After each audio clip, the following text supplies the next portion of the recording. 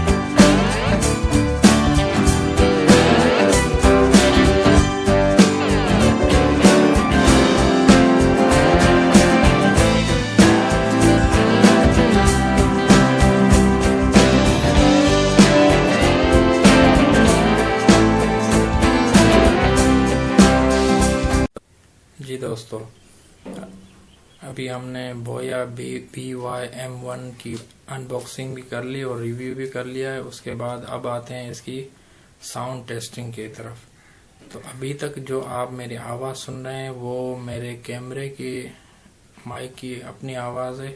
और इसके बाद अब मैं जा रहा हूँ इस बोया BYM1 माइक को अपने कैमरे में लगाने के बाद आपको आवाज़ उसकी सुनाऊंगा कि अब आवाज़ में क्या बेहतरी है। जी चलते हैं, अभी लगाते हैं इसको।